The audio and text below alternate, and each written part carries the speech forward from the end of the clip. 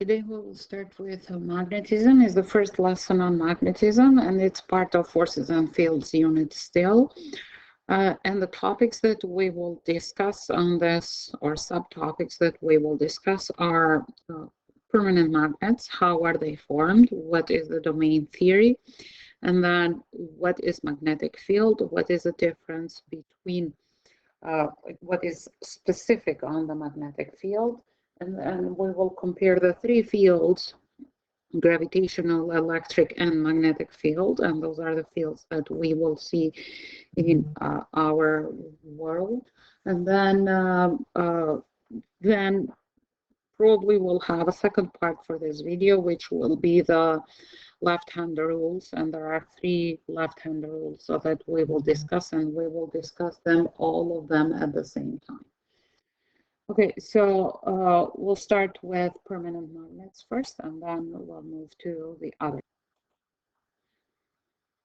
When we see the materials in that we may see them every day in our life, when we see the materials, so then we realize that some of the materials are either made into a permanent magnet or are attracted by a magnetic field. So they interact with an outside magnetic field. Those kind of materials are called ferromagnetic materials.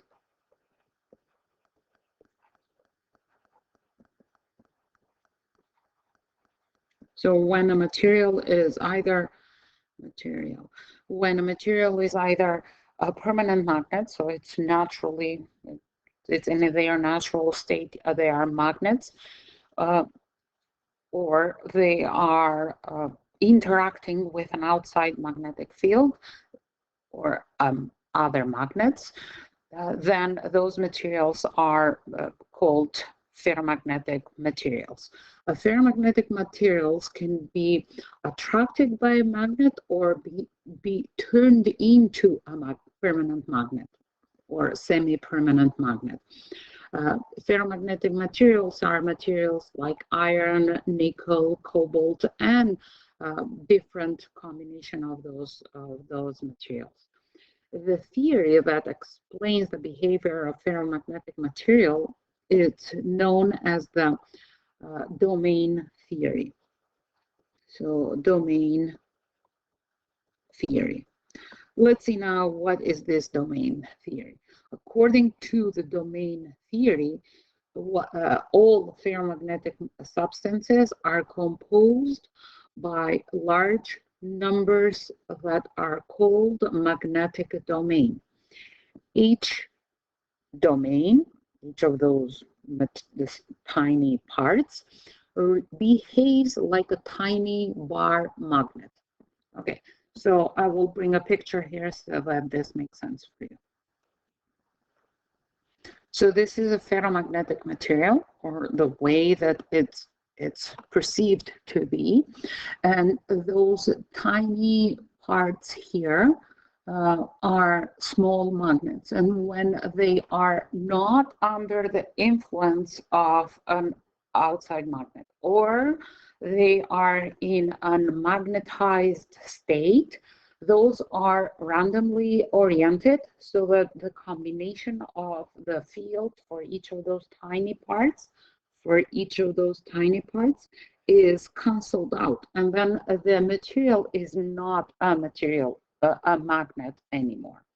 However, when we place this into an outside magnetic field, then those domains align and rotate in the way so that they are interacting with the external magnetic field. And I will bring another picture to show you that. So as you see here, the previous picture, this one here, that is a magnetized state of the ferromagnetic material object, is placed under the influence of an outside magnetic field.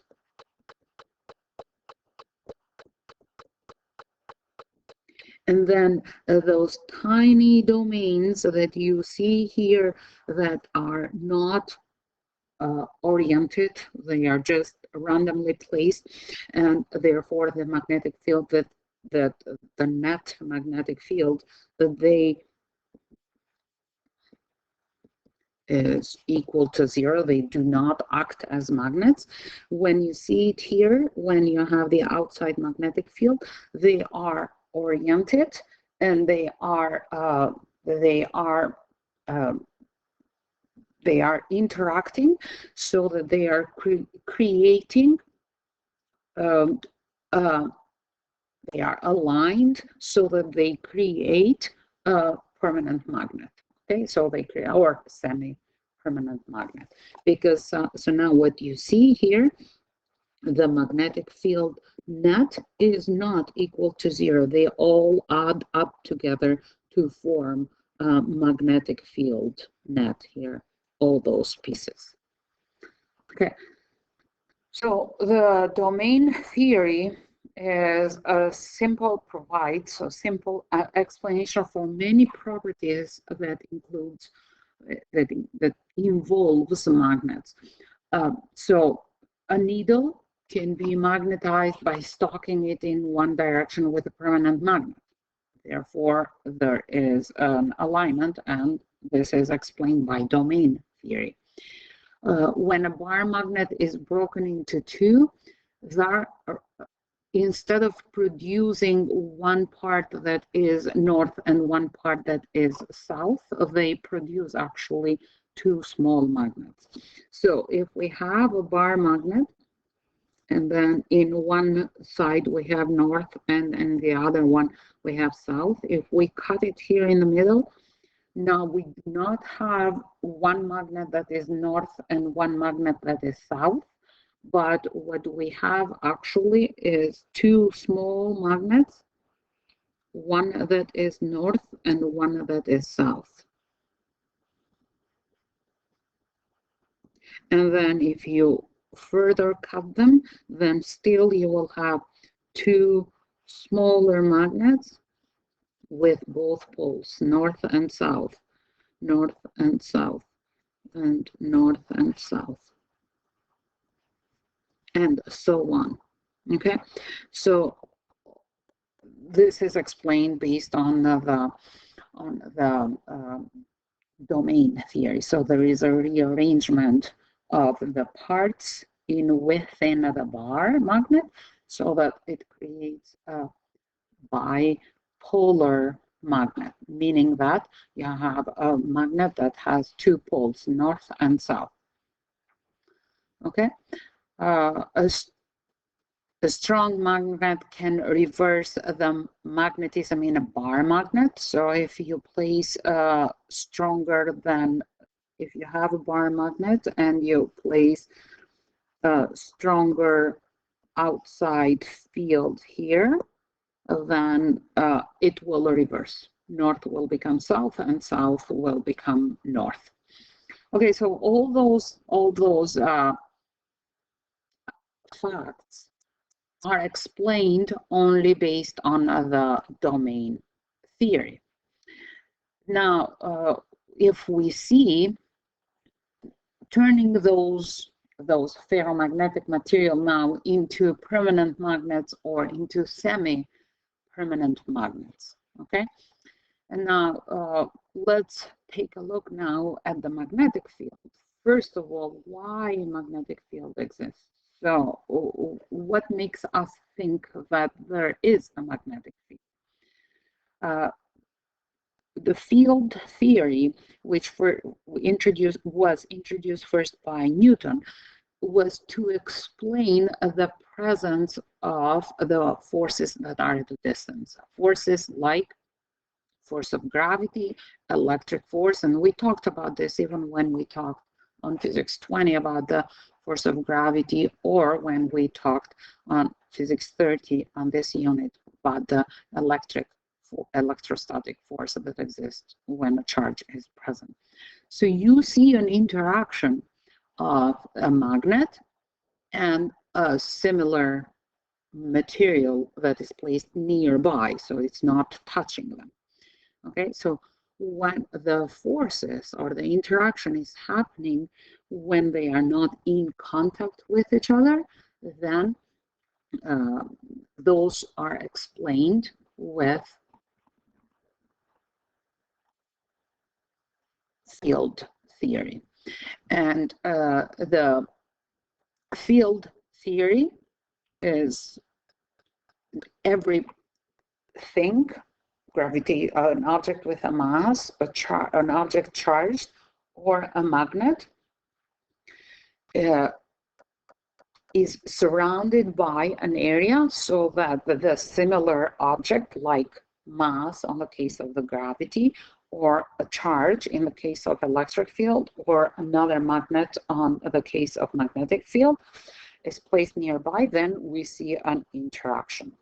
So when we were talking about the gravitational field, and the most common that will make more sense to you is Earth, or near the surface of the Earth.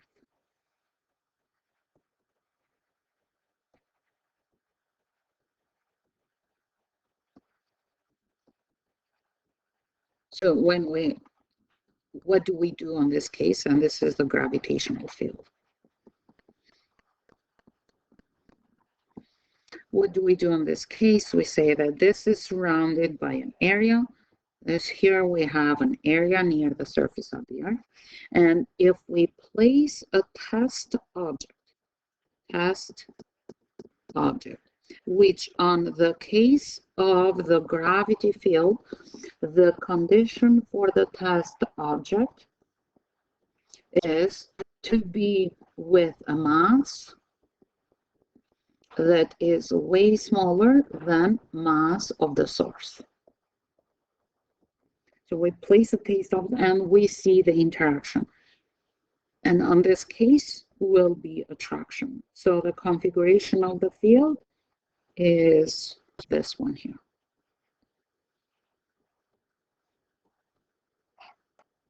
When we see the Earth from far. And when we are close to the surface of the Earth, again, we place an object here, or a test object here. And then we see the interaction. And what we see is, we see something like this. A uniform field.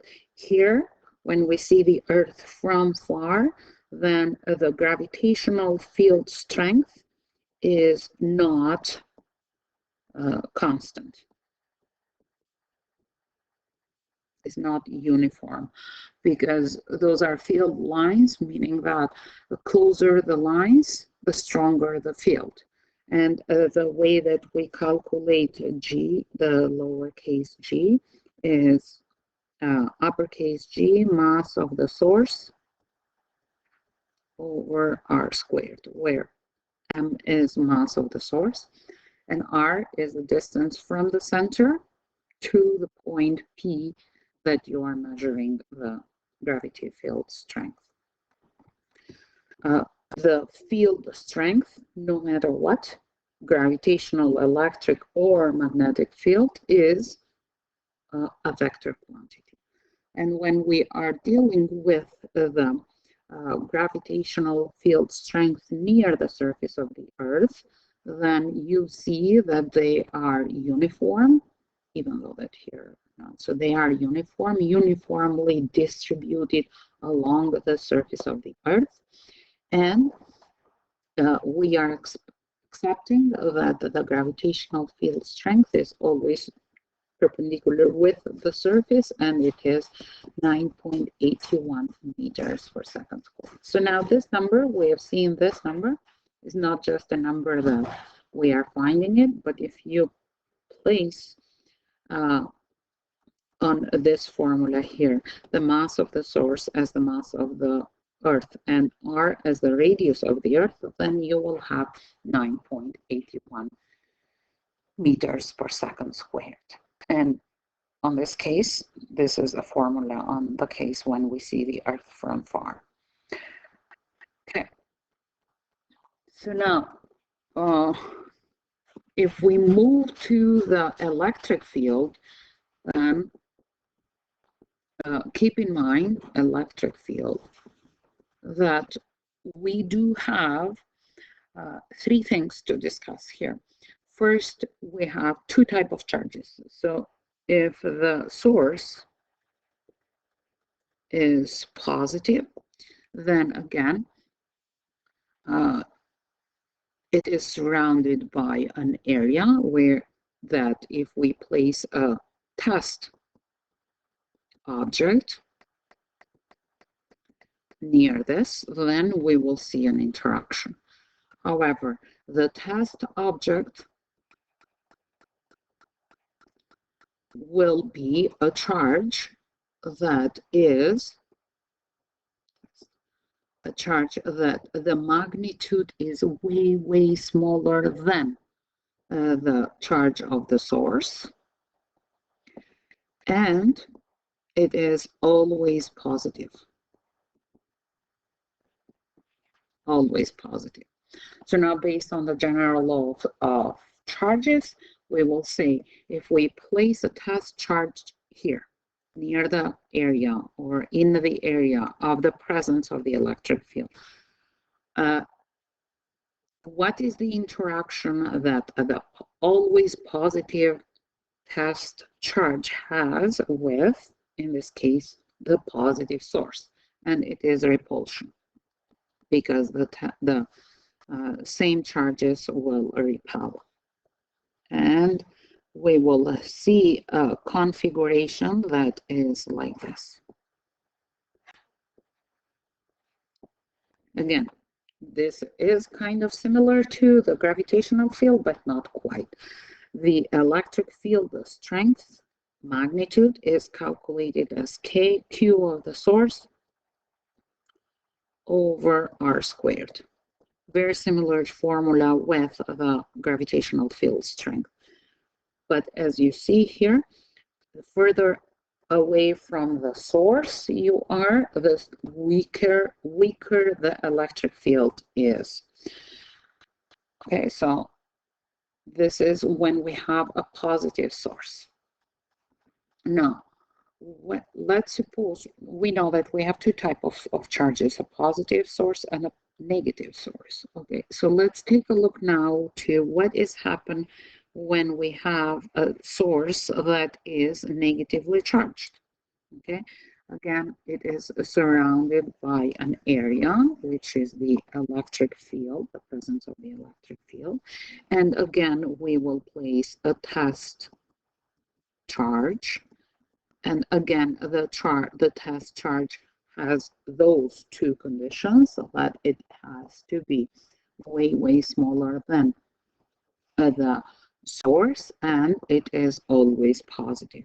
So now the question that you ask is, if I place a test charge here, what is the interaction between the always positive test charge and the negative source in this case?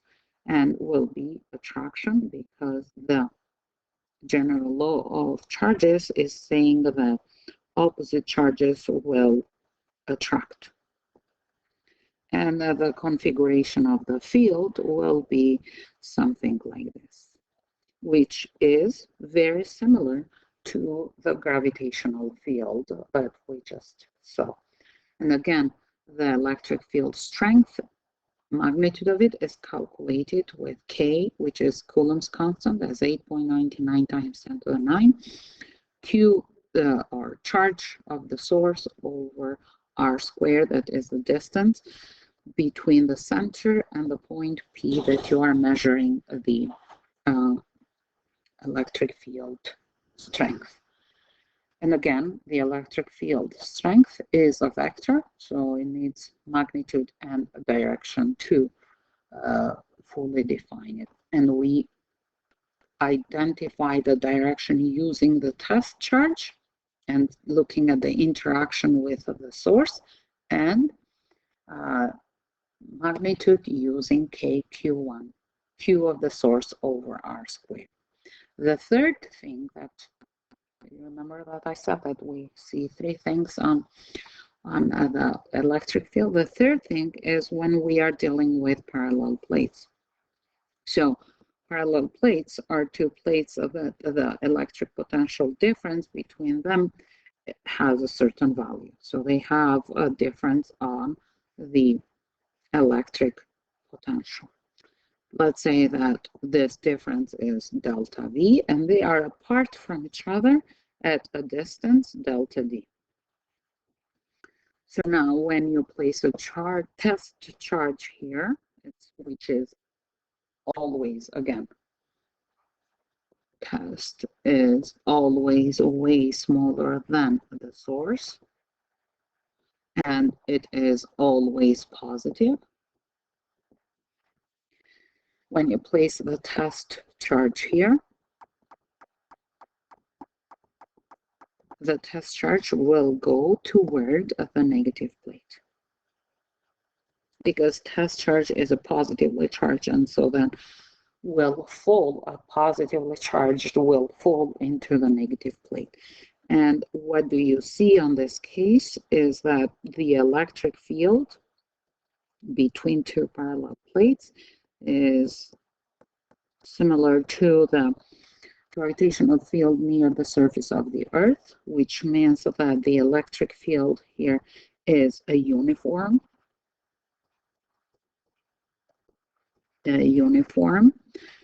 Meaning that the distance between those lines is the same, is uniform, and it is always going toward in a direction. Again, we will find direction in one way and magnitude on the other. Direction is toward negative plate, and magnitude is delta V over delta D, where delta V is the change of voltage and delta D is the distance between the plates. Now, so this is for the electric field and for gravitational field. So now let's take a look at the magnetic field, okay? Magnetic field. Now we know that this field exists because if we place a magnet or a ferromagnetic material near the area of a magnet, then we will see an interaction between them, either an attraction or a repulsion. Now, what do we have to establish here before we move to the explaining what is magnetic field? Every magnet has two poles. So this is the first thing. Every magnet has two poles. Magnets have two poles.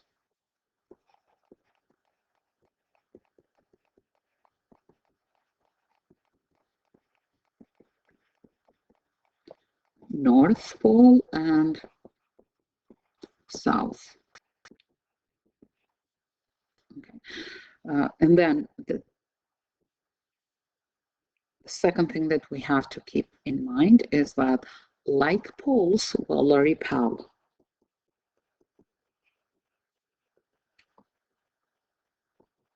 And unlike poles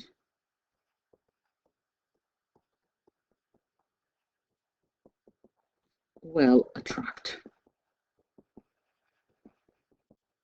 Okay.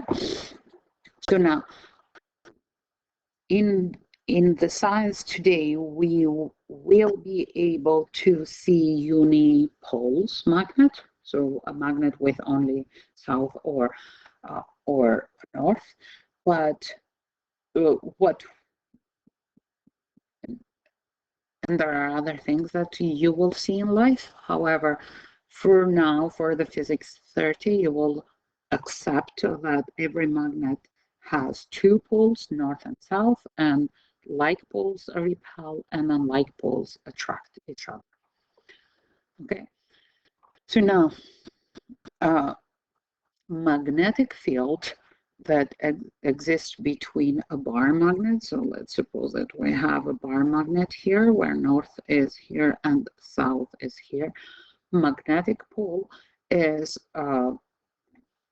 leaving north going to south. So the configuration of it is leaving north and going to south. This is the direction that you will see, leaving north and going to south.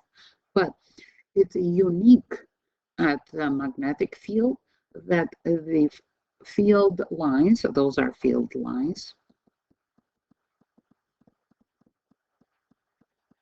in difference with gravitational and electric field, are continuous lines, meaning that will keep going even inside of the magnet. Okay, so now every time when you see a bar magnet, the magnetic field lines will be leaving north and going towards south, but the loops are continuous. They will close up, okay? They will close up.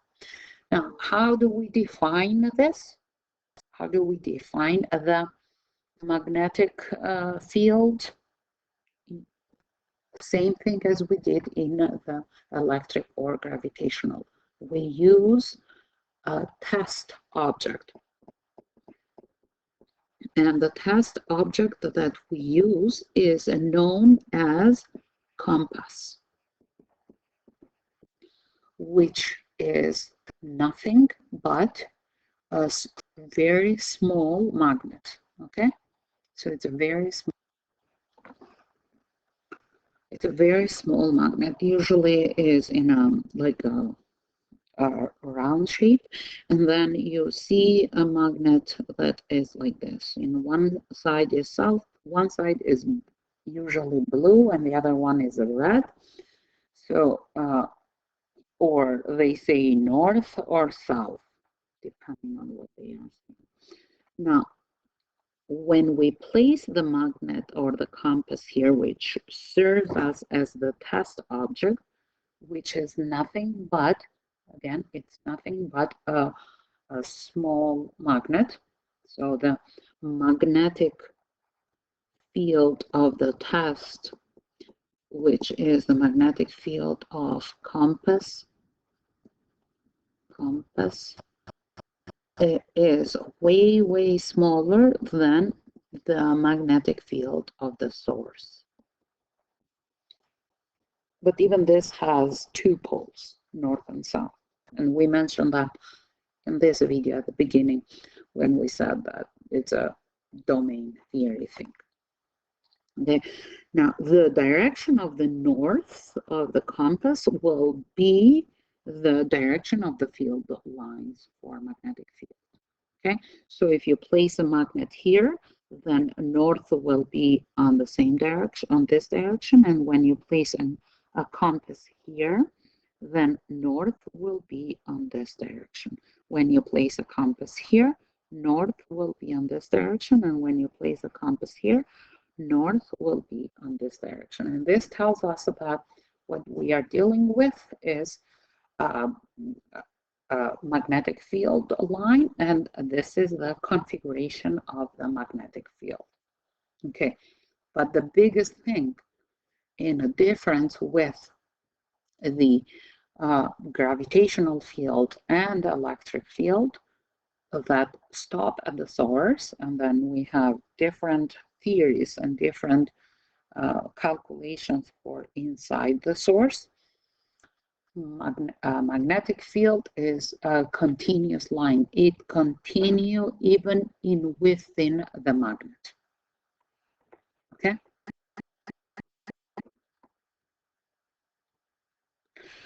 Now, the Earth as well, inside the Earth, there is a magnet. Okay, so when we see Earth, then we see geographic north here, and a geographic south here.